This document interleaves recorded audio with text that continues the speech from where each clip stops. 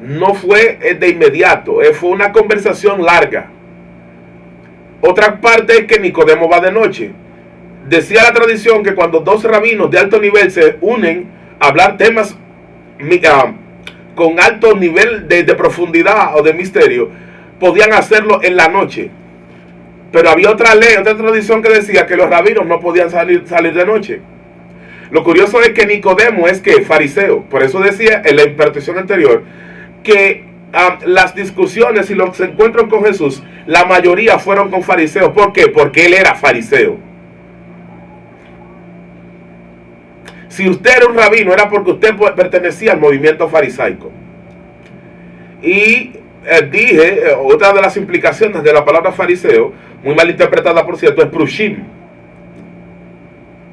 Prushim tenía que ver con sabios, pero también tenía que ver con los nobles.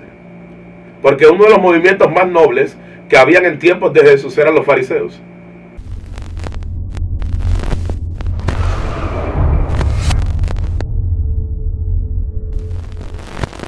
Bendiciones de parte de Dios en este día y qué bueno que estás acá en esta plataforma Ministerio Ciclo Divino, donde siempre tenemos un contenido nuevo, renovador y edificante. En el día de hoy pensé que solamente iba a poder hacer un solo, pero voy a tener que hablar en la segunda etapa, Jesús el erudito. Acompáñanos en este día porque lo que vas a escuchar será fascinante. Habíamos hablado en la primera etapa, me quedé, donde Juan el Bautista había bautizado a Jesús. Y mira que y había dicho que Juan precisamente pertenecía al movimiento esenio, era el movimiento religioso precisamente apocalíptico, donde estaban las fuertes revelaciones, por así decirlo. Era en ese movimiento. De hecho, la guerra espiritual nace precisamente o le debe gran parte de la guerra espiritual que en el día de hoy sostenemos al movimiento esenio. No obstante a eso, se le llamaba Juan el Bautista. Pero eso era que eran bautizadores. El movimiento esenio se caracterizaba por bautizarse constantemente, purificarse, porque bautismo era purificación. Tevilá en hebreo es purificación. Y era normal entre ellos ese bautismo constante. Lo curioso también del caso, y hablaba de que cuando tú te sometías a que alguien te bautizara, era porque precisamente tú también ibas a ser parte o ibas a absorber esa enseñanza, esa doctrina. Y por eso Jesús se dejó bautizar de Juan. Mira que no lo hizo otro rabino, sino que lo hizo Juan. Ahora, cuando en el caso rabínico, cuando tú terminabas como estudiante tu proceso, lo que se hacía un rito llamado Shemijá. ¿Qué era la Shemijá? Era ponerte las manos, se le conoce como impostura o imposición de manos. Se te ponían las dos manos encima, en símbolo de una transferencia de autoridad. Por favor. Hay alguien que debió decir amén a esto aquí hoy. Por lo tanto, en la Shemijá se te ponen las dos manos encima para que tú llegues al punto, ¿verdad? Al estar ordenado legalmente, física y espiritualmente por alguien que tiene investidura y autoridad. De ahí que Pablo le dijera a Timoteo: no impongas las manos con ligereza. Increíble. Ahora bien, ya en esa etapa, eso era lo que podemos explicar en esa etapa. Sin embargo, hay otras cosas que quedaron pendientes y es lo que yo quiero tocar en el día de hoy. Jesús ya a los 30 años empieza a oficiar como rabino, es decir, puede en la sinagoga, tiene autoridad rabínica, tiene investidura rabínica. Lo curioso y lo que llama la atención es que Nicodemo, siendo el hombre que más sabe Biblia, va donde él. Esto es un buen augurio, un buen síntoma, porque el hombre que más sabe Torah de la nación está yendo donde alguien que él le dobla la edad. ¿Qué tiene Jesús? Que Nicodemo tiene que ir donde él y decirle: rabí o maestro, sabemos que has venido de Dios. O Señor, sabemos que has venido de Dios como maestro, porque nadie hace las señales que tú haces si Dios no estuviera con él. Probablemente usted no había escuchado esto, pero las señales a las que Nicodemo se refiere no son señales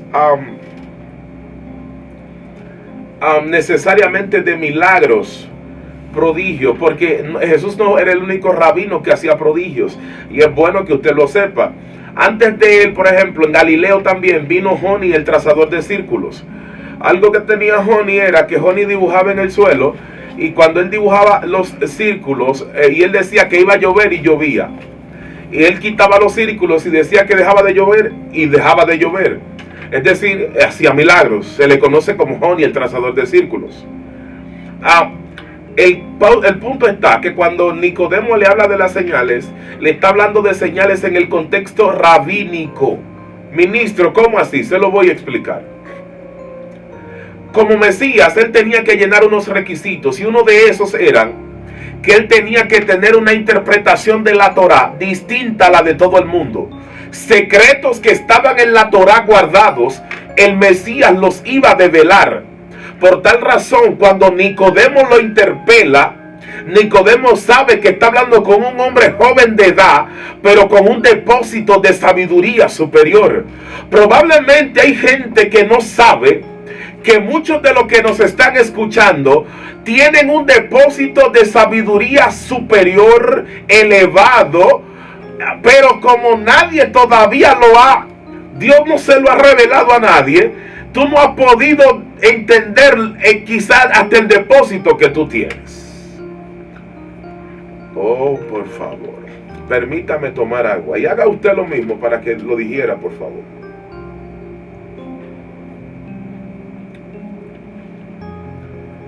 Lo cierto es que Nicodemo va donde él porque lo ve como una autoridad en materia rabínica, en materia de conocimiento, en materia de Torá. El Mesías tenía que tener una interpretación distinta. Por eso es que precisamente en el diálogo que ellos sostienen acerca del nuevo nacimiento, Jesús está dando una interpretación que salía de la explicación que los rabinos habían dado. Yo no sé si usted me entiende lo que yo le estoy diciendo. Ministro, ¿cómo así? Sí, es que por mucho tiempo se había entendido lo que se entendía, pero era desde el punto de vista jurídico legal o estatus civil, donde el nuevo nacimiento era un cambio de estatus civil. Por lo tanto, en el tiempo de Jesús habían 8 tipos de nuevos nacimientos. Pero había algo que no se enseñaba, que el Mesías lo develó. Cuando el último nuevo nacimiento, que consistía en entrarte en una tina con agua, para simbolizar que estabas dentro de la matriz divina, tú estando dentro de la matriz divina, dentro del agua, esos segundos que durabas ahí, eran específicamente era como igual cuando un niño está dentro del vientre de su madre.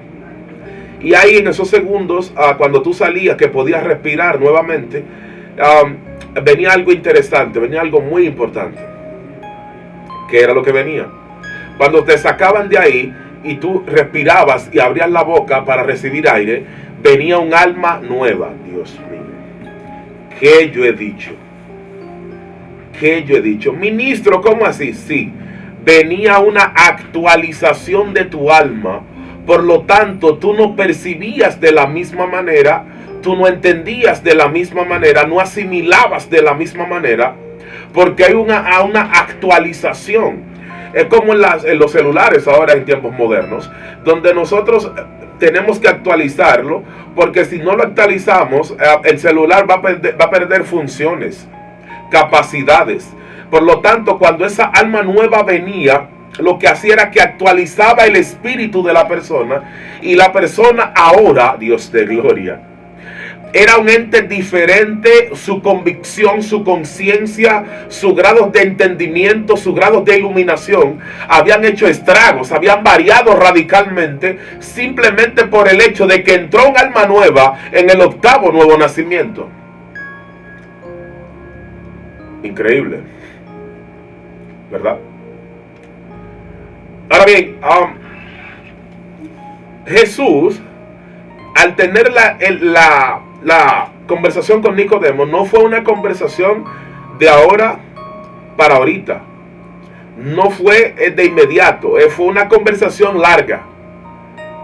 Otra parte es que Nicodemo va de noche. Decía la tradición que cuando 2 rabinos de alto nivel se unen a hablar temas con alto nivel de profundidad o de misterio, podían hacerlo en la noche. Pero había otra ley, otra tradición que decía que los rabinos no podían salir de noche. Lo curioso es que Nicodemo es que fariseo. Por eso decía en la impartición anterior que las discusiones y los encuentros con Jesús, la mayoría fueron con fariseos. ¿Por qué? Porque él era fariseo. Si usted era un rabino, era porque usted pertenecía al movimiento farisaico.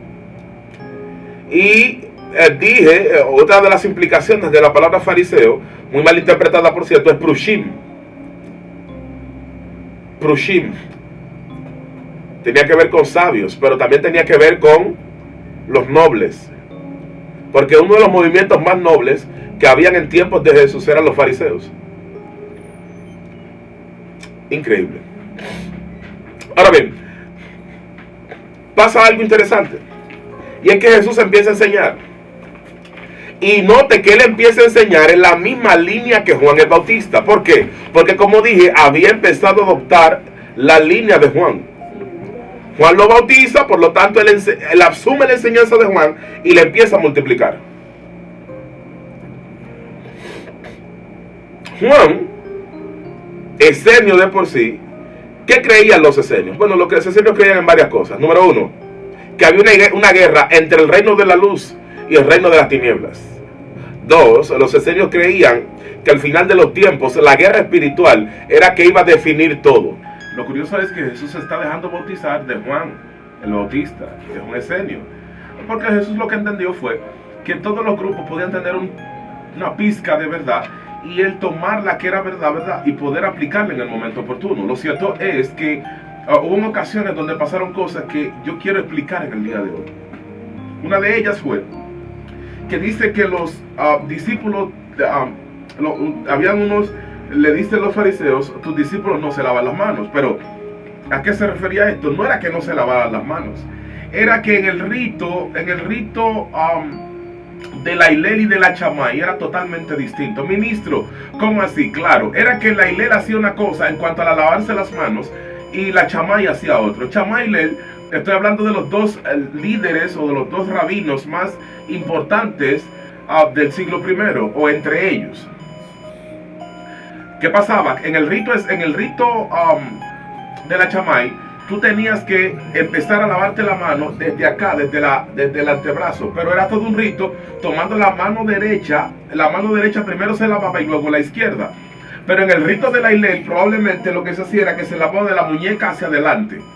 Entonces, a eso le llamaba la Shammai que no se lavaban las manos.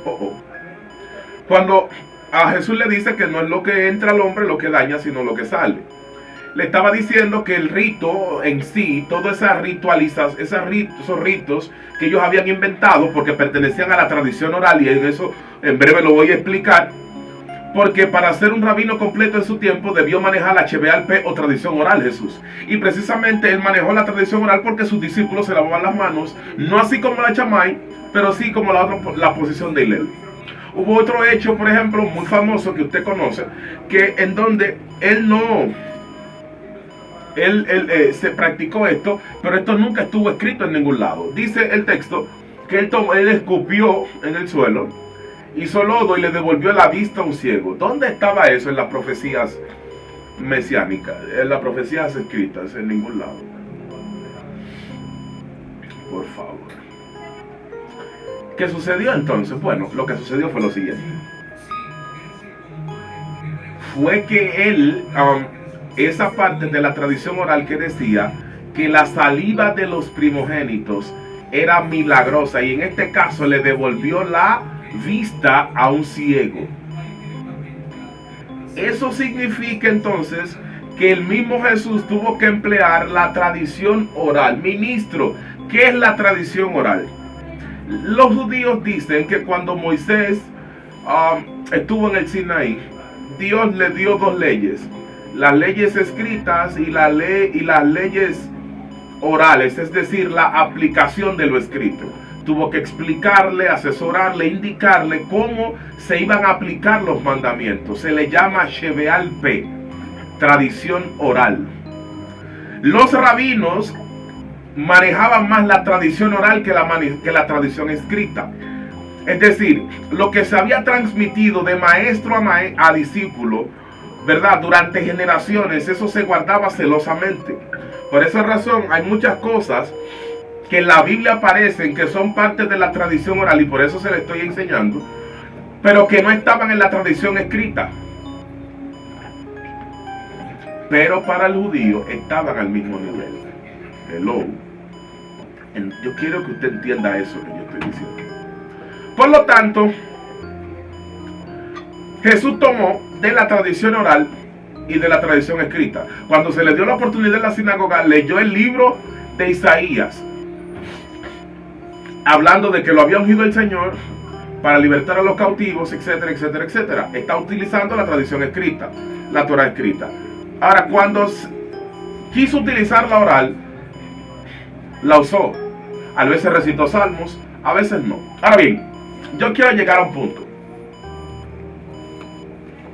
Dentro, y evidentemente dentro de las enseñanzas que él tenía, de lo que él aprendió en las escuelas rabínicas, yo quiero que usted sepa lo siguiente.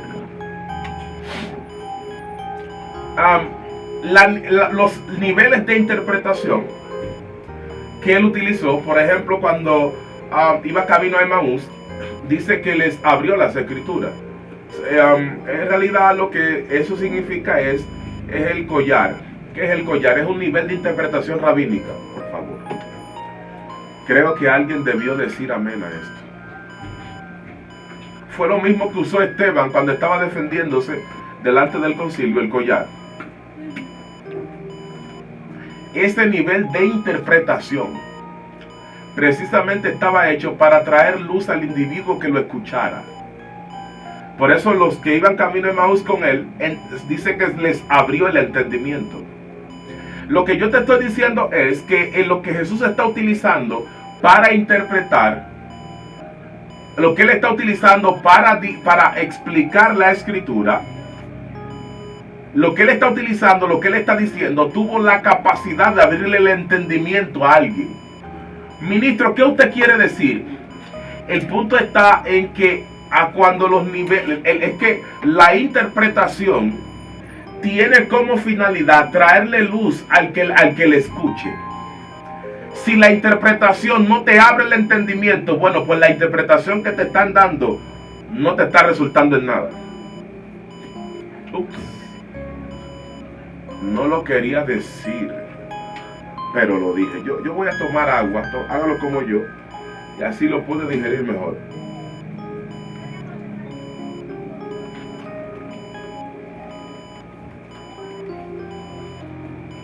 Ahora bien, en otra ocasión, cuando quiso tomar de Shammai, lo tomó. Cuando quiso tomar de Hillel, lo tomó. El dicho, por ejemplo, haz a los demás como quiere que hagas contigo, realmente no fue el primero en decirlo. Shammai ya lo había dicho Hillel lo había dicho unos años antes. Se le conoce como la ley de oro de Hillel, porque Hillel precisamente hablaba de que como tú quieres que te traten, trata a los demás. Evidentemente que tuvo una influencia de Hillel Jesús en sus enseñanzas. Ups. Por favor, Jesús el erudito. Por otro lado, hizo lo siguiente. En el momento que hubo que interpretar, y aquí con esto cierro, usó las takanots. Ministro, ¿qué es eso? Nosotros entendemos que cuando el texto, él dice, oíste que fue dicho, mas yo os digo. Nosotros creemos que él estaba abrogando una ley. No, eso no era abrogar una ley. Era normal entre los rabinos utilizar las takanots. Eran reinterpretaciones adecuadas a su tiempo. Me explico. Cuando él dice, oíste que fue dicho, que el que ojo por ojo y diente por diente, y yo digo, más yo digo, el que diga ve una milla, ve dos. ¿Qué es lo que le está haciendo? Está reinterpretando en su tiempo takanots. Son reinterpretaciones para poder adecuar el mandamiento a su tiempo. ¿Por qué? Bueno, porque el mandamiento, si había pasado 100 años, Las condiciones habían cambiado y había que reinterpretarlo en la circunstancia actual. Les quiero bendecir en el día de hoy. Que la gloria, la paz y el poder del Señor repose sobre ustedes. Recuerden que pueden seguirnos en todas nuestras redes sociales como Ministerio Ciclo Divino. Será hasta la próxima. Bendiciones.